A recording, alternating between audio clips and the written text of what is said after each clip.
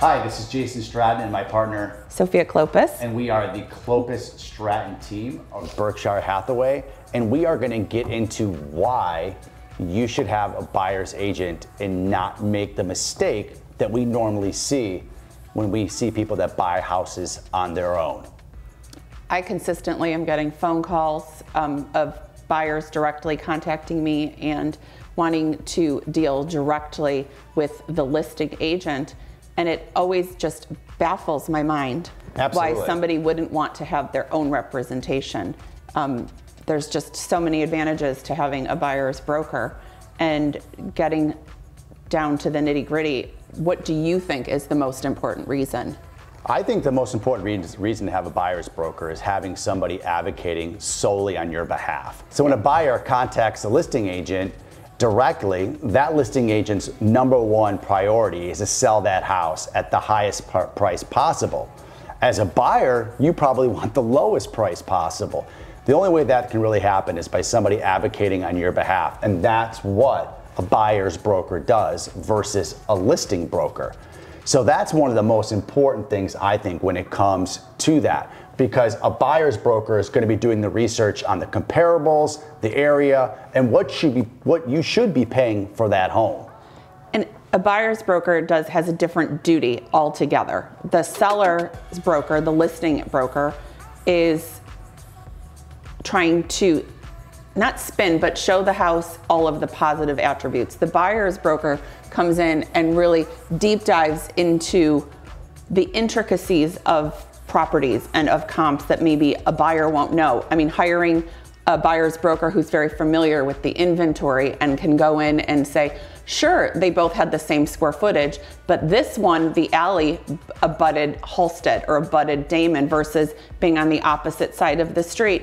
You're not having all of the food alleys. So it's that deep dive into comps that a broker who represents a buyer will look and will say, hey, listen, this is a big difference having those sorts of attributes, or having an all brick house versus just a brick front with a block background.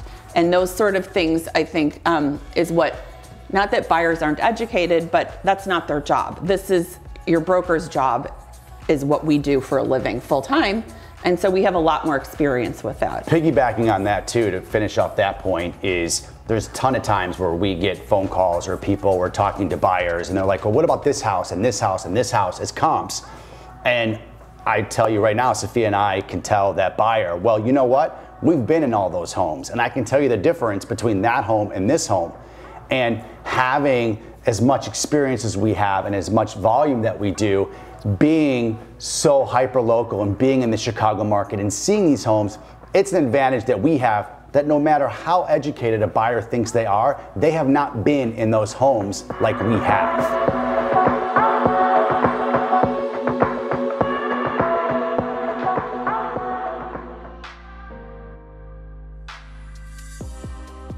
So Sophia, people going into a house or contacting someone directly always thinks that they're going to be getting a better price because they don't have a buyer's broker.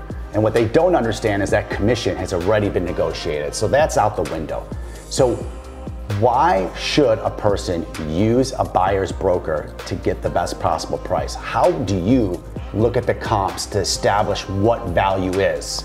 Well, you really have to deep dive as a buyer's broker, which is a different sort of using a different way to comp out properties than you do as a listing agent. As a listing agent, you generally grasp for the highest price, and you also look for the most recent comps as well. So that is a common thread.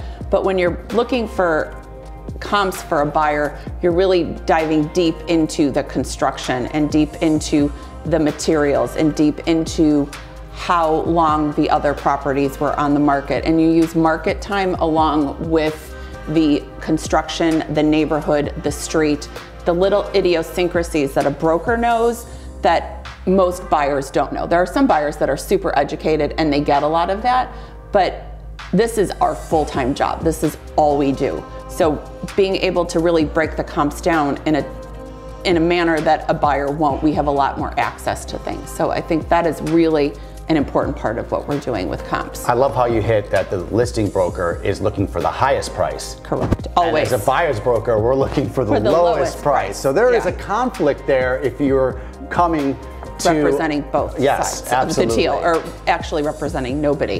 When you are a dual agent, you represent nobody. Thank you so much.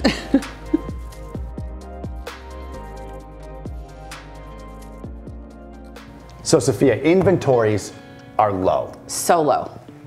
Sell times are sometimes 1 day to 2 days, and buyers are always calling up saying, what do you have? What do you have? This, and this.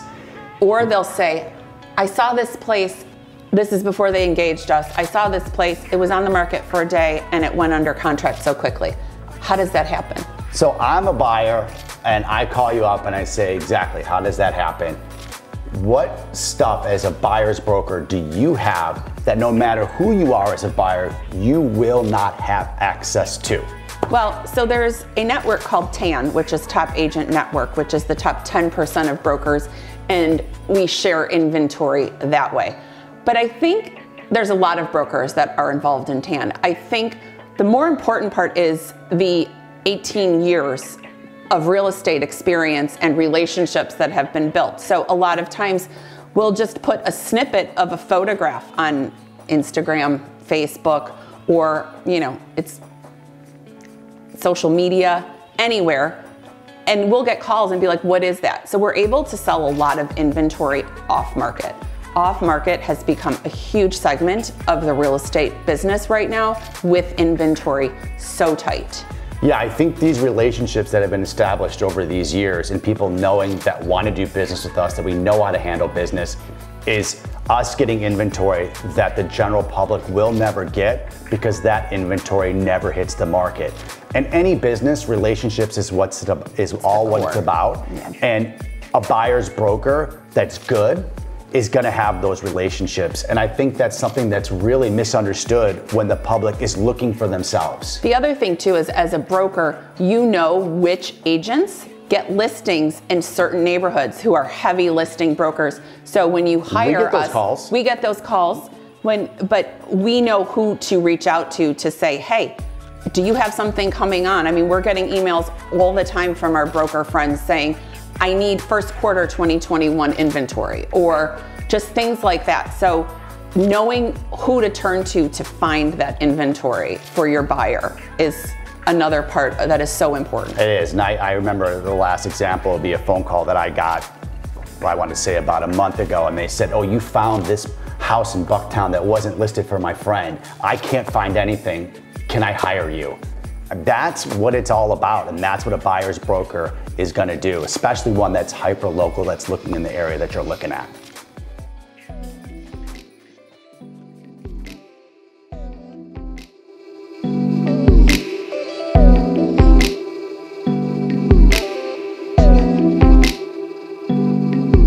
So real estate, generally speaking, is most people's largest investment, and when you're dealing with someone's money, there's always a lot of emotion involved in the transaction. And I think, that's something really to talk about, and why that's... Yeah, I think it's a huge portion. I think it's a huge portion of what a buyer's broker does. It's just keeping the ball rolling and keeping everybody on point.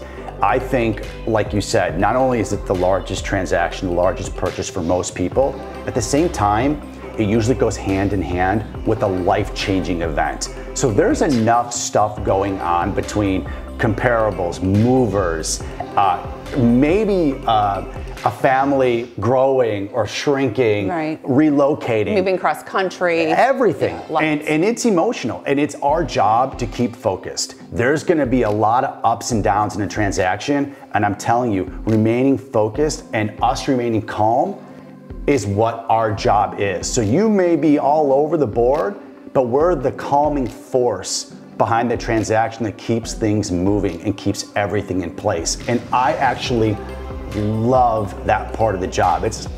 To me, it's the funnest part, is just watching that occur and then getting the job done.